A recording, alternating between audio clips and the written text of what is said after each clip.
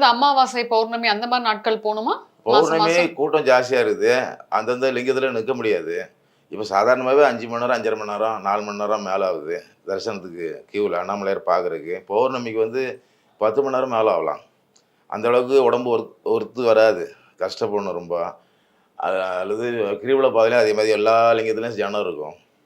கொஞ்சம் கொஞ்சம் கம்மி சாதாரண நாட்களும் அதே பவர் தான் இருக்கும். பௌர்ணமி கண்டிப்பாக இப்படி தான் போகணும்லாம் கிடையாது. அவ்வளோ கஷ்டப்பட்டுலாம் போகிறதுக்கு அப்படி கஷ்டப்பட்டுலாம் இது பண்ணி ஈர்க்க மாட்டார் அண்ணாமலையார்.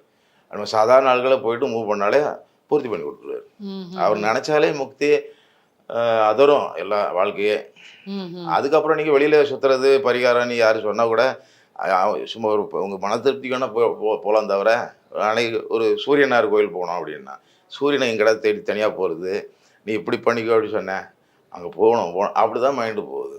அது யாராவது சொல்லிடுறாங்க அந்த மாதிரி இப்படி பரிகாரம் இருக்குது, நீ இப்படி எந்த நாள் அது ஒரே இடத்துல எல்லாமே இருக்குது. அங்கேயே சூரியன் கோயில் இருக்குது திருவண்ணாமலையில், நவகிரக சம்மந்தப்பட்ட எல்லா லிங்கமும் இருக்குது. எல்லாம் நவகிரகம் சம்மந்தப்பட்ட அந்த எல்லா வரலாறு படித்தாலே வரலாறு இருக்குது, நிஜ வாழ்க்கையில் நடந்த விஷயமும் நிறையா இருக்குது இதுக்குள்ளே. அப்போ நம்ம ஈஸியான வழி இருக்கும்ல, ஒரு நாள் கஷ்டப்படுறோம், ஒரு 3 வாட்டி போகலாம், திருப்தியான வாழ்க்கை ஆகிடும். எல்லாத்துலேயும் ரிலீவ் பண்ணி விட்டுருவார்.